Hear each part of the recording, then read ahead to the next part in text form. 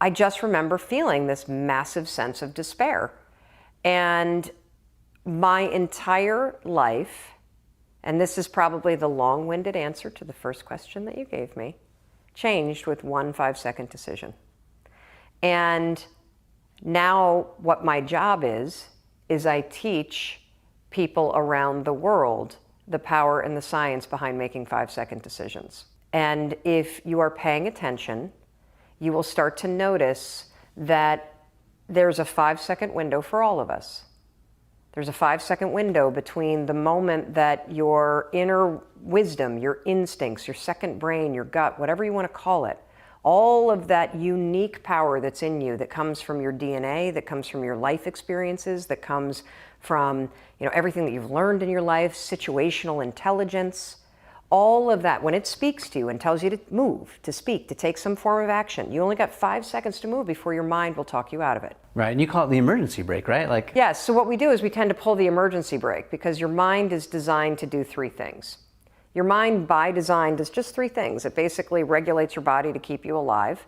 It also, when you're sleeping, half of your mind shuts down and the other half catalogs everything that happened to you today so you can have memories. And the third thing that your mind does is it protects your ass. And the main way that it does that is it does that by magnifying risk.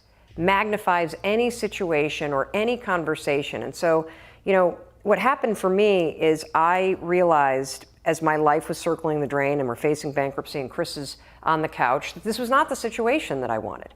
I didn't want my life to end in divorce. I didn't want to be in financial ruin. I didn't want to be depressed. I didn't want to be anxious. And here's the truly screwed up thing. I knew what to do to fix it. See, this is the trap that most of us are in. Most of us know what we could do to change things for the better. And we spend our time and our energy talking ourselves out of doing those things.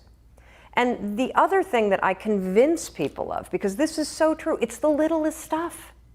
The little things make all the difference. And I could spend hours with you explaining the science of confidence and explaining the science of risk and explaining the science behind courage and explaining habit loops and how they get encoded in your brain. You don't need to know any of that because you're not applying for a PhD in psychology. I have done the work, and what I know is that true change comes down to 5-second windows. That moment that you know you need to do something that feels slightly uncomfortable, and your resignation, your excuses, your self-doubt start cranking up in your head, you got to move. You have to move. And so what happened for me is I invented a hack, a brain hack. It's the stupidest thing in the world. And it turns out that it's actually tremendously profound and powerful at a neurological level and at a scientific and a psychological level. When I invented it, I had no clue what I had invented. And it took me about 3 years from the moment that I invented it to actually realize that, holy shit, I think I've discovered the secret to changing anything. And what was it? So I called it the 5-second rule because I never intended to talk about it. It was a cheat to beat the alarm clock. Here's how it goes. The alarm rings in the morning. Most of us don't want to get out of bed, right? But we know we should. So I would go 5, 4, 3, 2, 1. The moment the alarm rang, 5, 4, 3, 2, 1, just like NASA, what they do, they count down to launch a rocket ship. And the counting backwards kind of shut my mind off. And then suddenly at 1, I would stand up. And I would use this every single morning to get out of bed. And 9 years later, I still use it every single morning to get out of bed. I think some behavior you can learn and automate. Other stuff that you don't like doing, you're going to always have to push yourself. That's just how it is. And I noticed 2 things as I started to use it. I noticed that window where I'd be lying in bed and I'd have the knowledge that I should get up, but in my body I wouldn't feel it.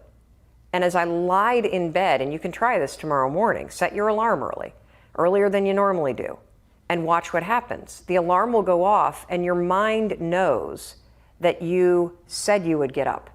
Your mind has that wisdom, your gut has that wisdom. It's holding on to it, and then it starts to kind of nudge you with a little guilt.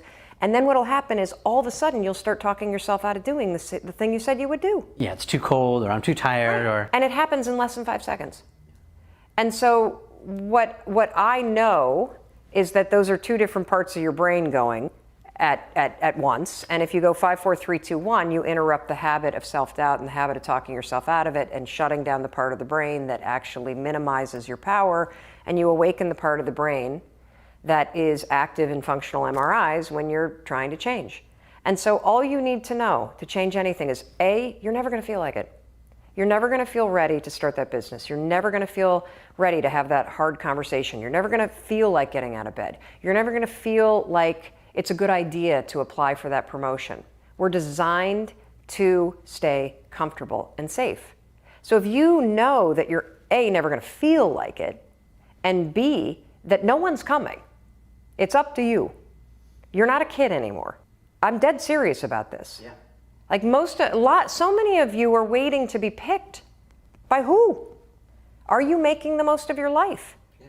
And the answer is yes, if you pay attention to what you do in 5-second windows.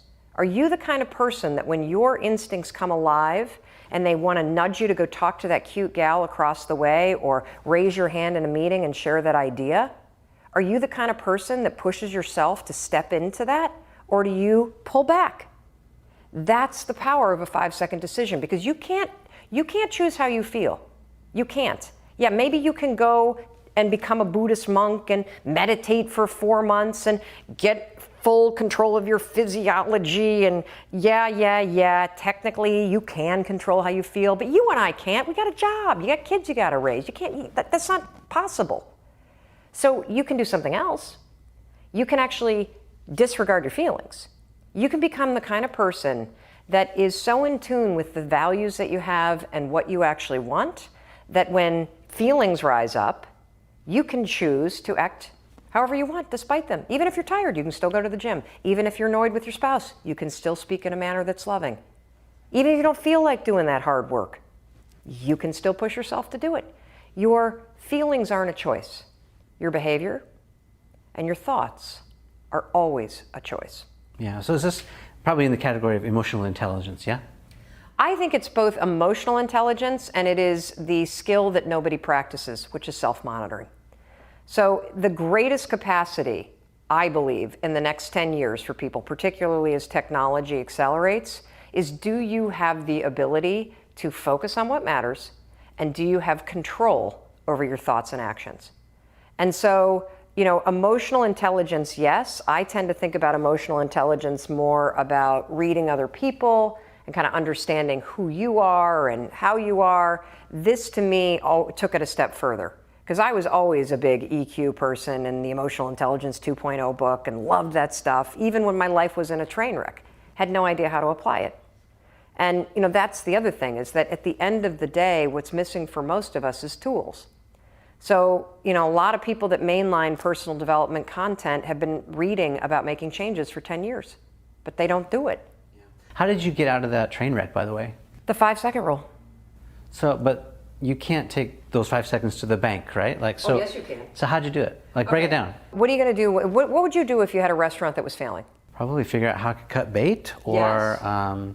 Sell the assets, Yes. or pivot, or flip it, or doing something else. Yes, and all those things require you to have conversations. They require you to do research. They require you to walk into a bank. They require you to renegotiate things with your landlord. You have the answers up here. Do you have the courage and the tool to push yourself to do those things that are terrifying? Yeah. That it's easier to tell yourself, oh, that's not going to work, so I might as well not even try it. You have no idea. Yeah. Yes. And so what happened is, once I started using it to get out of bed on time, 5, 4, 3, 2, 1, get up, I started to notice, holy cow, all day long there are these 5-second windows where I know what I should be doing. Maybe I should use this stupid thing to take control of my head and push myself to do those things too. And so I went from sleeping in and hitting the snooze alarm 3 times, 4 times, 5 times a day, to getting up on time, getting to the gym, not having 4 Manhattans a night, speaking to Chris differently. Instead of complaining about the fact that I had lost this television show with Fox, actually picking up the phone and cold calling for auditions, something that I was terrified to do. And slowly but surely, because I was changing myself 5 seconds at a time, making decisions that scared me, making decisions that I was convinced weren't going to work. I was doing it anyway. I started to change. I became the kind of person that stopped thinking about stuff and complaining about stuff, and I became the kind of person that I always had wanted to be, the kind of person that makes things happen. I saw myself changing. And what happens is, you can follow anybody's step-by-step program. You can, and it might work. Most of them do. Every diet will work. The problem is we don't go internal first. You cannot change your life unless you go inside first, you figure out who you are, what your own wisdom is telling you to do, and you start to actually believe it and follow it. Because if you don't develop simply the ability to get up when you said you would, to eat what you said you would, to exercise because you said you would, to talk in a way to your kids that's patient because you said you would, you will never have the self-confidence to succeed in any environment. You won't.